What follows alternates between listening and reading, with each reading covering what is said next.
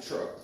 He didn't get out. And so nobody's going to know that. He lived for 61 years. And my thing was to some of the people that was there yesterday, I'm preaching this message, and I'm preaching it probably about everywhere I go now and do eulogies. What are you doing between the dash? Because he just turned 61. And so what are you doing between the dash? What are you doing in those informative years when you can comprehend and you can actually do things and you can produce? What are you doing? You know, Troy and I was talking about that a little bit this morning. I said, you know, sometimes we do a whole lot of stuff, but a lot of that stuff don't mean anything. It don't mean nothing. You know, when you think about it and you look back, you know, doing all kinds of activity and stuff that you do, you know, if you had to pick something that was priority and you felt like, you know, you got something out of it, it would probably be one or two things out of probably 50. I'm just, and I'm not assuming, I'm being honest with you. I do a lot of stuff. I do a lot of meetings and everything. And, you know, basically everything that I do is for the sake of St. Paul, because I want St. Paul to be vibrant and just thrive and grow. And, you know, I try to connect with people and network. I'm always meeting with people. I'm about building relationships because that's what I do. But guess what? A lot of that stuff that I do, when I look back at my plan and I look back at it, I be like, you know what? I wasted a whole 2 hours in that meeting because it didn't benefit me at all. I'm just saying. Not unless they have me there speaking or I'm doing something to bring something to the table to be beneficiary to others. I'm saying sometimes when I look at this plan and it's full, my days are full. I look back on some of the stuff I did in the course of the day and I'd be like, you know what? The most productive time that I've had all day long was when I spent 2 or 3 hours with the Lord right here reading and studying and praying. I wait for amen to happen. It's something when you look at things like that. But here, I you know, this suffering piece I was dealing with for what, maybe 2 or 3 messages, a series out of it, that age-old question. You know, why do good people suffer? You know, why do bad things happen to good people? I got the answer from Psalms 147, verses 3 through 4. And, you know, there's a commercial that comes on, and y'all know it, and everybody's in here familiar with it. Allstate says that you're in good hands with Allstate. I beg the difference.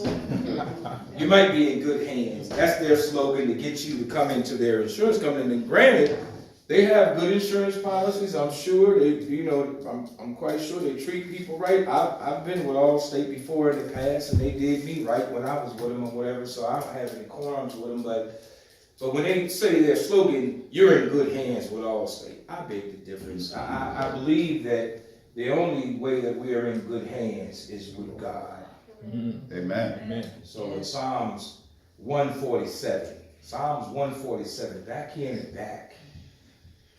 This is David's writing. And verses 3 through 4 kind of helps us build this piece that I want to launch to you today. And so I'm going to read these verses in your hearing, where it says in verse 3, Psalms 147, y'all with me? Amen. All right. It said he heals the brokenhearted. You know, when we suffer, a lot of times when we suffer, we go through broken heart. You know, and it's not necessarily somebody broke your heart because they said they loved you and they hurt your feelings and they broke your heart. But sometimes you're brokenhearted when you lose a loved one. Sometimes you're brokenhearted when somebody walks away from you. Sometimes you're brokenhearted because you get rejected. But here it says that he heals the brokenhearted and he binds up their wounds. And a lot of us in here have been wounded, and some of us in here right now are wounded. But it said he heals the brokenhearted and he binds up their wounds. He determines, watch this, because this is going to be good to your hearing in a little bit. He determines the number of the stars. He knows them all. He knows where every star is in place. And then it says, and he calls them each by name. Yeah. I'll stop right there. if I can use for a subject matter this morning, I want to use in his hands. You know, we suffer, we go through, I've been through that whole spiel about the age-old question. I hope I answered it for y'all because I want y'all to know that bad things happen to good people. It's not that it's a bad day. I've told y'all about that because the psalmist says in Psalms 118, this is the day that the Lord has made. Let us rejoice. Now guess what? Somebody might have just passed away and you be like, well, I'm supposed to rejoice about that? Somebody might have just stepped off from you. You've been married for 50 years and you say, I'm supposed to rejoice about that? Somebody might have just hurt your feelings just out the blues. You thought they were your best friend and they said something that had you just really felt like puking because it hurt you so bad and you cried your eyes till they swelled up because you felt like this was my best friend. Broke your heart. Broke your heart. Well, here the word says he heals the brokenhearted, and it also says that he binds up their wounds. Then it goes on to give you this piece about space. Amen. And the galaxies and the cosmos, and it says that he knows the stars. And I love this because it's just like, you know, in Matthew's there's like a proverb, or it's more of a parable. He said he knows every sparrow that falls and hit the ground. You know, he knows the sparrow before the sparrow falls and hit the ground. He knows that bird before it falls out the air and it hits the ground before it dies. He knows it. This morning, I want you to know that you're in his hands. If he knows the cosmos, the galaxies, and there are plenty of them out there, don't get it twisted that astronomers think they know everything they know about the stars and the galaxies and the planets. They have no clue. Amen. They have no clue. They only can tell you what they have fact about. I'll wait for the amen to die down. What is facts and what they've made proof of, that's all they can talk to you about. The rest of it is just like the meteorologist. The rest of it is like the rain man. It's like the weatherman. The weatherman can only tell you what he assumes. I'll wait for the amen to die down. Dr. Radar, just in case you didn't know, that computer can't pick up when that hurricane is moving from Africa to the... I'll wait for the amen to die down. They can say we tracking it all they want to. They can say, well, the computer is saying it's going this way and it's going that way. So far, so good. We've been blessed. Because, you know, we went out there in the water just last week. They said that cake was coming up, and then it turned up and went out in the North Atlantic. Thank the Lord. Thank the Lord. You know, but here this morning, I want to rattle your mind this morning with these numbers. I want to rattle your mind this morning with these stats that come from these two astronomers from Harvard University. I want to just share this with you just to let you know how important it is that you should know and you should be comforted that you are in God's hands. Amen. You're in his hands. Amen.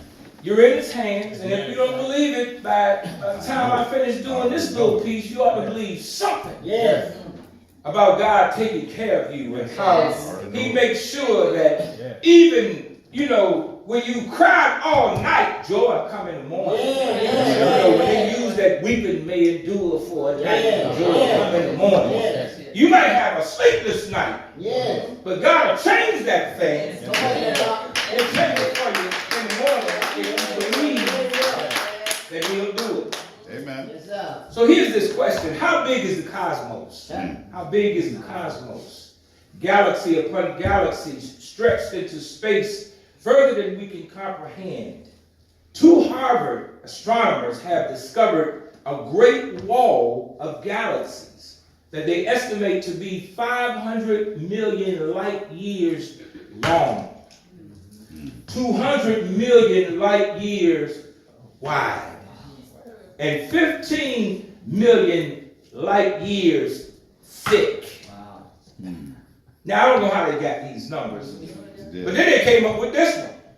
1 light year is 5.88 trillion miles. Wow. I don't know how they got all of that information. But I want to let you know this morning that if they got all that information, and it's true, God got your back. You're in his hands. Because he said this, the psalmist says, that he knows every star. And he gave every one of them a name. If you go on to read somewhere in the Bible, it says that when a star falls, he knows its name. He knows when it falls. That means it's dissipated, it's exploded, it's no more of a star, but he knows the name of that one, and he knows all the names. And so if he knows all the names of the stars, and he knows all these galaxies, and all this different stuff that he's created, you don't think you're in good hands with God? All right. You're in good hands with God. Those numbers are mind-boggling. And here is something even more amazing. God created all of those galaxies, and he sustains everything that exists by his powerful hand. In Colossians chapter 1, if you don't believe me, I want to read these verses in your hearing so that you can just hear it for yourself and you can see that I ain't making this up. In Colossians, y'all go to Colossians with me because you need to see it for yourself just in case you need to be reminded that you're in his hands. Here's Colossians chapter 1. Watch this. Verses 15 through 19. And it says these words. He is before all things. Yes, he is. He is before all things. Wait a minute, let me back up. I'm sorry, that's verse 17. Let me back up. He is the image of the invisible God. Talking about Jesus, the firstborn over all creation.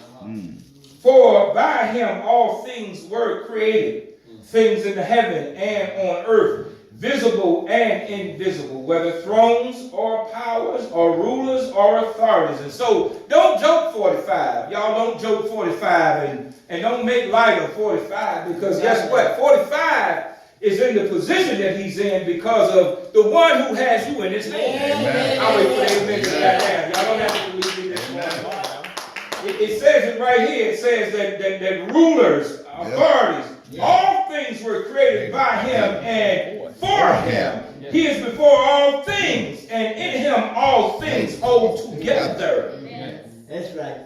And he is the head of the body, the church. He is the beginning and the firstborn from among the dead, the resurrected. That's it. Amen. So that in everything he might have the preeminence. The preeminency. So the supremacy, really. For God was pleased to have all his fullness dwell in him, and through him to reconcile to himself all things. And it goes on to tell you that he is the sustainer of life. He sustains your life. Amen. God has you in his hands. I don't know what your troubles are this morning, but God has you in his hands.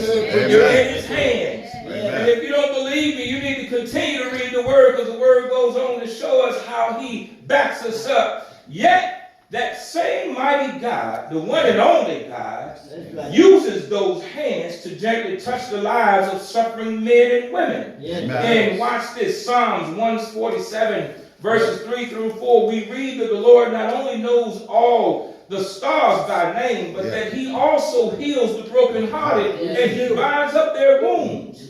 That truth is echoed in Isaiah 40, and I want y'all to look at these verses 25 through 31, which states that that the all-powerful creator is the one who renews the strength of those who rely on him. If you rely on him this morning, you're in his hands. Amen. Okay, let's read it because you don't believe it. I rely on it. Let's read it. We're going to read a little bit, and then I'm going to be finishing a little while. Watch this, because I'm going to show y'all some. I'm going to be finishing a little while, because the rest of it I'm going to just cruise through. But we got to read some of this. Look at Isaiah.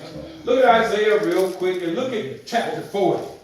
And look at these last few verses in chapter 40, verses 25 through 30. It says, to whom will you compare me? Or who is my equal? Says the Holy One. You should say no one. No, y'all laughing. You should say no one. No one. Because no one can be compared to him, and no one is his equal. Then it says, lift your eyes and look to the heavens. Who created all these? He's talking about the stars, the cosmos, the galaxies. Some of the things I just said. He who brings out the starry host one by one and calls them each by name because of his great power and mighty strength. Not one of them is missing. Why do you say, O Jacob, and complain, O Israel? My way is hidden from the Lord. My cause is disregarded by God. Do you not know? Have you not heard? The Lord is the everlasting God, the creator of the ends of the earth. He will not grow tired or weary, and his understanding no one can fathom. He gives strength to the weary and increases the power of the weak. Even youth grow tired and weary, and young men stumble and fall. But those who hope in the Lord will renew their strength. They will soar on the wings like eagles. They will run and not grow weary. They will walk and not faint. I'm talking about the one that has you in his hand. You don't believe it on the day. You're in his hands. Now, some of y'all might not be in his hands because you might be in the hands of Allstate. What I mean by that, you're in the hands of Allstate. You might be doing your own thing.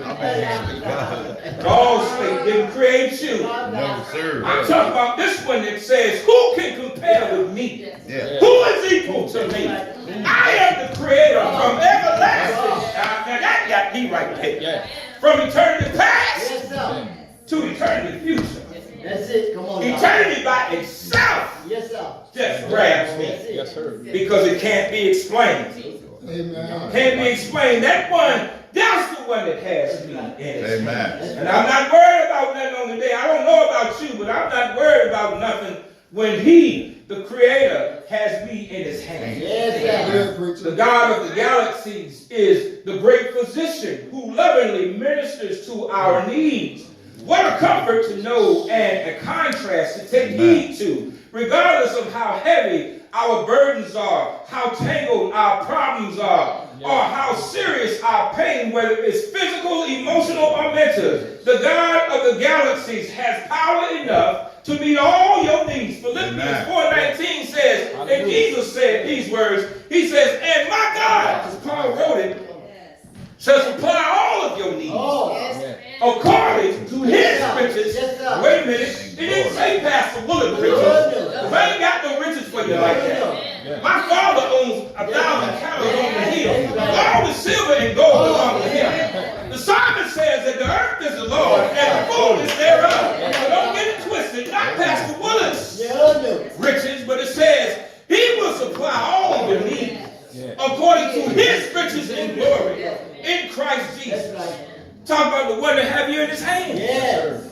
I'm talking about the one that have you in his hands. I don't know who hands y'all are in this morning. The But Lord. you need to be in the Lord's The hands. Lord.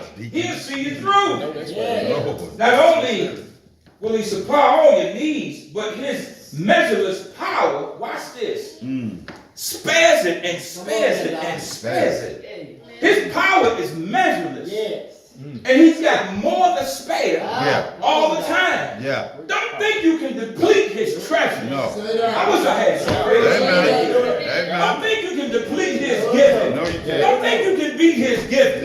That's why Jesus said it's better to give than to receive. Don't think you can beat his giving. Okay. If you stand in need of something this morning, you need to fall into the hands of the one who created you. Don't worry about the one that can kill your body.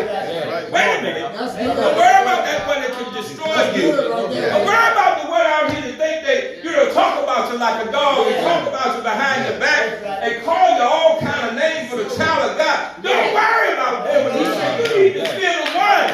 Lord have mercy, I'm preaching that. I wish I had some friends. Fear the one that can destroy the body and the soul and put you in hell. You better read the Bible. It's the one, you're in his hands. You're in his hands. You're in his hands. This morning, God has been dealing with me about some things about suffering because I've been going through some stuff in my body. Amen. I've been in pain for the last 3 or 4 months, but guess what? I'm in his hands. Yes, sir. Yes, sir. Y'all don't hear me complain about it. I just tell you every now and again, I'm hurting a little bit, but guess what? I'm hurting. Come on, doctor. Yeah. Come But I'm on. in his hands. Yeah. And the doctors don't have nothing for me. already done told me, do this, do that, do this, do that. Guess what? I'm still hurting. Yeah. Take these pills, take those pills, take this medicine. I'm still hurting. But guess what? I'm in his hands. Stop by to tell you today, I'm in his hands. And I don't care how I feel, I'm going to push for him. I'm in his hands.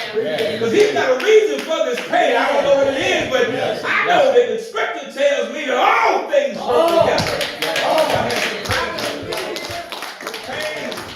All things work together for those who love him, who are called according to his purpose. He's working something out. Yeah. Working it I out. don't know what it is, but he's working something out. Yeah. And I'm looking forward to it. Yes, sir. I'm looking forward to it. Amen. And I ain't worried about it. Watch this. That's why we can share that same fear dispelling conviction. That same one that can, each of us, like David, say about our Lord. David said in Psalms 31 verse 15, he says, my times are in your hands. Yes, yes. David was going through some stuff around Psalms 31 through Psalms 51. Yes, sir. I wait for the amens and die down. Y'all remember when Saul was after him? He could have took him out when he was in the cave, when he went to take a relaxation period. Yeah. Oh yeah, y'all been reading this in the Bible. And David cut his robe off to let him know, oh king, I ain't trying to kill you and take you out. I could have had your life while you was relaxing. Yeah. But the Bible says, touch not my anointing. Beg God from Zion. Do no harm to my prophet. That's why I tell y'all, watch what you say about the preacher. Yeah. Watch what you try to do to the preacher. Because I'm in his hands. Amen. And it's better than being with all state. I'm in his hands. And he got my back. Amen. Not only does he have my back, he's a battle axe in a time of trouble. If I do like Elijah and say, hey, look, watch this. Hey, look. This army that you see, that you can see with the natural eye, I'm going to call on somebody. You don't know who got my back. You don't know who hands I'm in. Amen. And then, God revealed to that false prophet in his army, he revealed to that king, rather, he revealed to them fire angels. Angels of fire on chariots with their swords drawn. Do you know? I'm so glad. I don't know about you, but I'm so glad that I'm in his hands. I said, Lord, send me some angels. He ain't got to send me number one. If on number two that took out Sodom and Gomorrah, y'all better read the Bible. Took it out, and they probably just threw some lightning bolts and just burned it off the ground. Yep. On number two. Number two. It was just two. Y'all better watch what y'all say. Touch not my anointing. Do no harm to my prophet. Right. Are we confident that God, watch this, holds us in his hands, in his almighty hands? Yeah. Can we boldly say this? The Lord is my helper. I will not fear. What can man do to me? Hebrews 13:6. Can you say that with confidence? I can. Yeah. I don't fear what man can do to me. I feel what the Lord can do. Destroy my body and my soul. And he can put me in hell. Thank be to God. I'm so glad that his grace is sufficient for all I need. His son died and bled on Calvary. Stretched out. It's grace. And I can say it with confidence. Grace. What do I fear that man can do? Grace. Nothing. True, we may have concerns about the days ahead because we see all the stuff that's going on. Yeah. As scripture reminds us, we do not know what will happen on tomorrow, James chapter 4, verse 14. But we do know that whatever happens, he will always be with us. Amen. Hebrews 13. Right there with us. Did he say, I'll never leave you nor forsake you? No forsake. How many of y'all believe that you're in his Amen. That's the promise. I'll never leave you nor forsake you. I know it. Of trouble, I know it. hurt, sorrow, pain. He said, I I'll know never it. leave you nor forsake you. Save you. I want to close with this verse of scripture from 1 Peter chapter 5, verse 10. It says that after you have suffered for a little while. For a little while. I want y'all to hear that. That's A little good. while. It says for a little while. Yes. The God of all grace. Yes. That's why I want you to hear God this of morning. all grace. The God of all grace. All good. All Who grace. called you to his eternal glory Yes. through Christ Jesus. Yes. Will himself. Watch this now, because here's the verse Himself. 5. Watch this, preacher. Here it is. Himself. He'll come to you himself Himself. and restore you. Yes. God Almighty, he'll perfect that. Amen. He'll Amen. make you mature. Amen. He'll grow you up. Amen. He'll confirm you. Himself. He'll qualify you Himself. this morning. I don't know about you, Amen. people. Himself. He will establish you. He'll do it. Himself. He'll do it. You do He'll it. do He'll it. do it this He'll morning. do it. Because you're in his hand. Amen. Yes, Lord. God Amen. has created all this stuff that he has Amen. created. Amen. You're in his hands. Yeah. Thank you. Why can't you believe this I know morning? it. Yes. Just believe Hey. Believe. that God has you in his hands. Hey. Thank you, Lord. You don't Why know don't it? you try him? I know it. Like that soldier said, Lord, help me in my unbelief. Yes. Yes. Try this In my morning unbelief. and see if you're in his hands. Yes, sir. Yeah. Why don't you try him and just try him? I dare I you know to I try am. this morning. Just to I know see I if he is the God of the Bible that the Bible He is says the God of he the is. Bible. I dare you to try him this morning. He is the God of the I Bible. dare you to give him an opportunity to show up.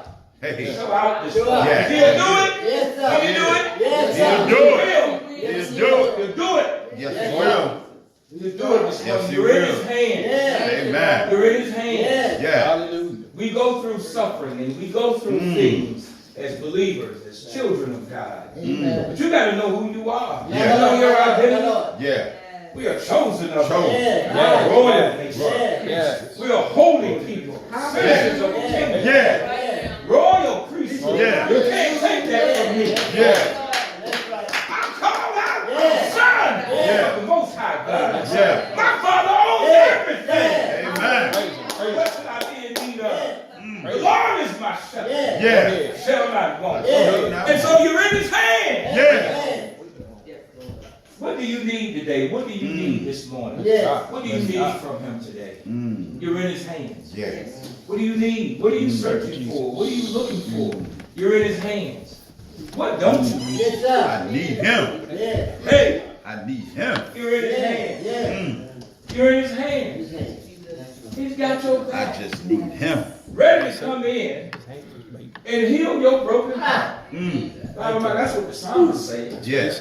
And bind up your wounds. That Yeah. means heal your wounds. Dress Yeah. Hallelujah. Take care of it. Make Yeah. sure don't no infection get in the Yeah. gangrene get in. Yeah. Make sure that it's all right. Change the band-aid. Put some alcohol, some ointment on it.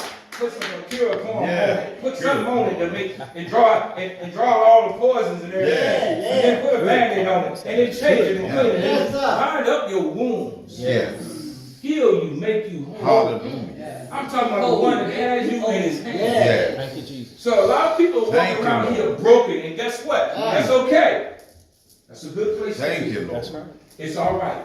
Mm. But you need to know that you're in his hands. Need to know. Because God wants you to be broken. You See, he are, doesn't. See, God can't Right. deal with you in your pride. Ah. I don't have to cry. I don't have to cry, baby. He will let you sit in that mess and fester in it until it destroys you. I've seen people do it.